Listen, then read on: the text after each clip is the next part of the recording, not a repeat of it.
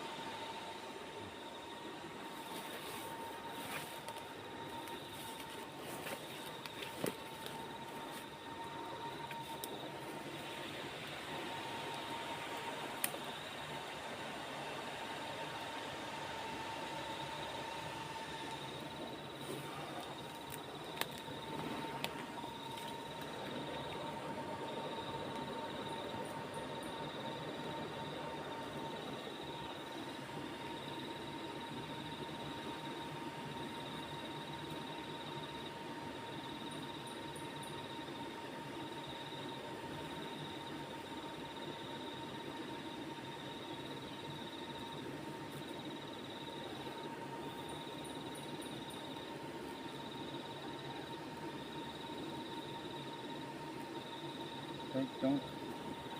เอาที่เราไล่ให้ไล่ว่าเดิมนี่เนี่ยว่าออกเป็นพึ่งเลยเป็นฝูงเลยนะมันออกมานะนี่ปานตัวขวดเลยเอาหินออกนะเอาที่เปลือกออกนั่นไล่ให้ไล่ว่าเลยหางนี่เป็นหางผสมซี่ใส่พันซีชุดที่2ก็เก็ด1เลยนี่นะทั้งใหญ่ทั้งงานนี่ครับสุดเลยต่อนี่เว้นง่ายเด้อ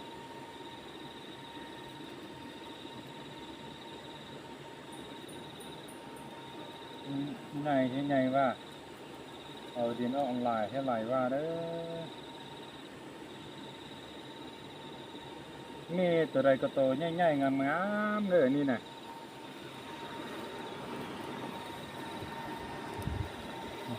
นี่ตัวใดตัวก็ง่ายทั้งงามแล้วละนี่นะ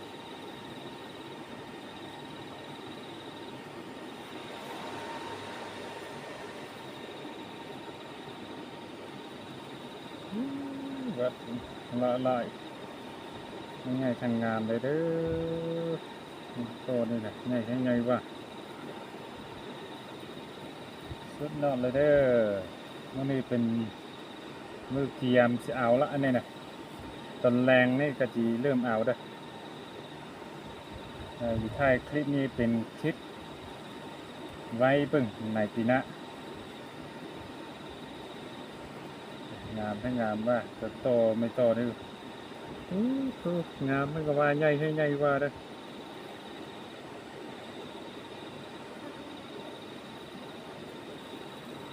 เอาดินออกในบักลายลายให้ไหลว่าเด้นี่ดินให้ลายเป็นเปาด้วย10 เปาแล้วบ่10 เปากาย10 เปาเลยที่ดินนี่นะที่ขุยนี่ลายให้ไหลว่าละอันนี้นะเอาดินออกลายให้ไหลว่าไหลปานตุ่มมดเลยต้องมาน่ะ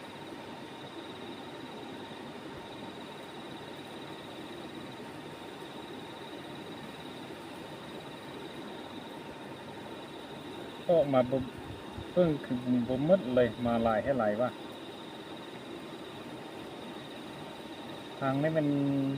ผมใหญ่เนี่ยมันโอ้ใหญ่ให้ใหญ่ว่าละที่บ่ได้แล้วนี่เป็นสายพันธุ์สีเป็นสายพันธุ์โตป้า2024เนาะสายพันธุ์โตป้าสายพันธุ์โตใหญ่ๆโตป้าตัวใหญ่ๆฮะแล้วเอาพันธุ์ในปี2025นี่แล้วมันใหญ่ขึ้นนิดงามขึ้นนิดเด้อแต่ว่าทางไหนยังบ่ทันรู้เลยตอนแรงก็ยังรู้ทางไหนฮะไปเบิ่งเอาง่ายไปเบิ่งทางนี้ก่อน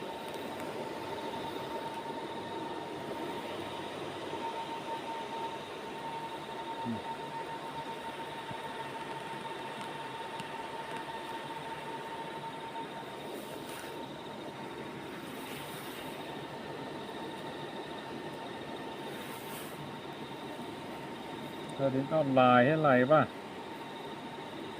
ทางหูนี่มันมี3 หูด้วยหูเอาดินออกเป็นหูใหญ่ และทางเทิงมันมี2หูหูหนึงอยู่ฝั่งนี้และหูหนึงอยู่ฝั่งเหนือหั่น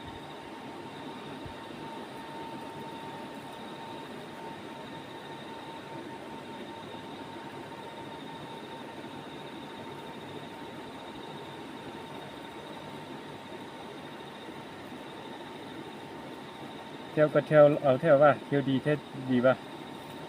บาท2 3โต4 5โต5 6โต7 8โตเลยตอนนี้มัน11 โมงครึ่งละตอนนี้นะ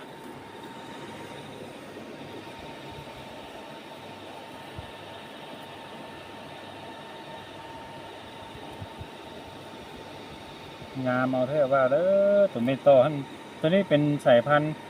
ยาดำนั่นหนึ่งตัวยาดำเข้มนะเข้มนั่นหนึ่งบัวแดงปานใดตัวนี้นะดำเข้มแต่ว่ามันมีครบทุกอันสไตล์เลย เป็นตัวที่ว่าหลางหั่นแดงลวดเลยก็มีตัวหลางหั่นแดงมีจ้ำดำๆหั่นตัวนึงอันมนๆหั่นก็มีจ้ำดำเงาหั่นก็มีคือเม็ดข้าวสารและแนวที่ว่ามันดำคือใส่สีดำทาหลางหั่นก็มีหมดเลยครบเลย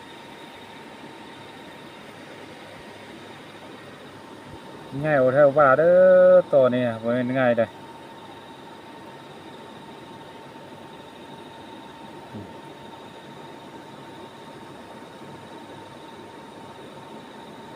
เอาดินออกแน่ลายให้ลายว่า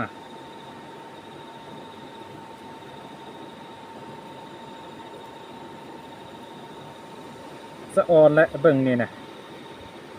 เบิ่งมืดมือก็บ่อยากเศร้าเลยเด้นั่งเบิ่งมืดมือกันเบิ่งคือบ่พอเจอเลย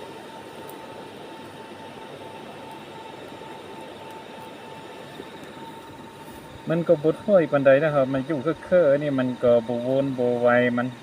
ตั้งใจเฮ็ดเวียกมันบ่สนใจเขาเลยมันจะเที่ยวไปเที่ยวมา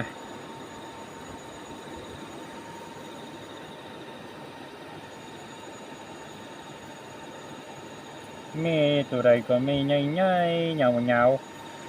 ๆงามๆเด้อแม่น่ะ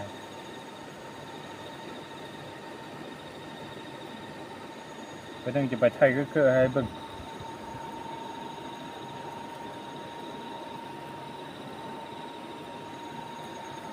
สะอ่อนให้เบิ่งนี่เบิ่งมืดมือก็มืดมือเลยแหล้วบ่สิเบื่อเลยเบิ่งคนมักโตนี่มันสะอ่อนแฮงแม่แบบเบิ่งทาง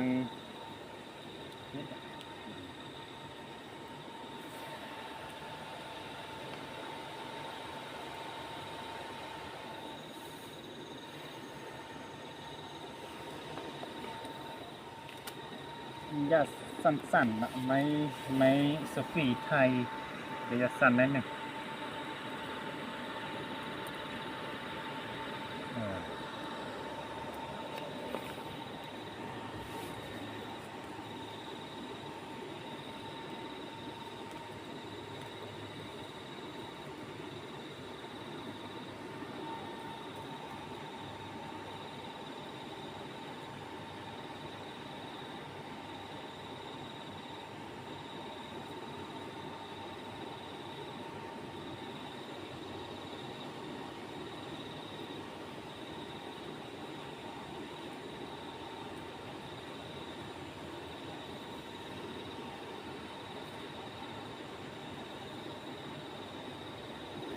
เอาดินออกได้ลายให้ลายว่า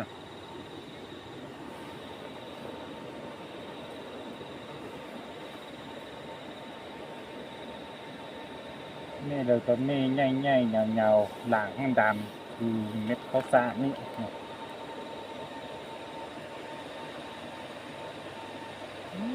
เอาดินออกเนี่ยสะอ่อนสุดเลยเบิ่งหน่อย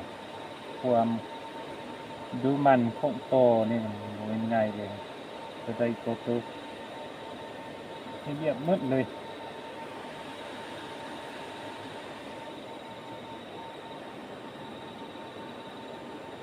เอาดินออกไปลายให้ลายว่า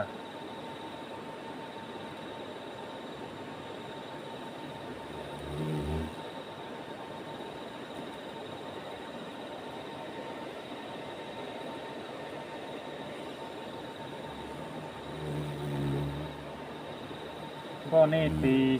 2026นี่อาจจะที่ว่าจิลงประมาณหกคนเนาะผสมเป็น6เลยจิลงเป็น6ถ้ามาลงได้8ก็จิลง8เรื่องว่ามันสิใหญ่ส่ำใดได้นี่น่ะแต่บ่นี้เคยเลี้ยงต่อป่านี่มันสถานที่บ่นี้มันถือว่า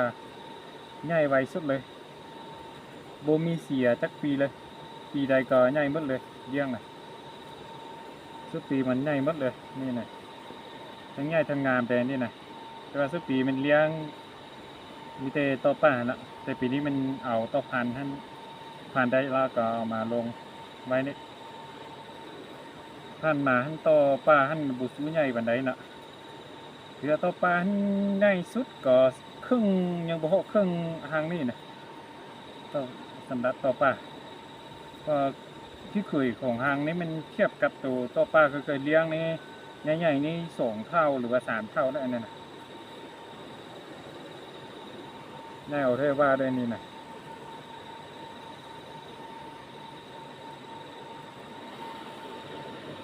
งามสวยงามว่าเป็นแม่นะโอ้ต่อได้ผู้ดีต่อแล้ว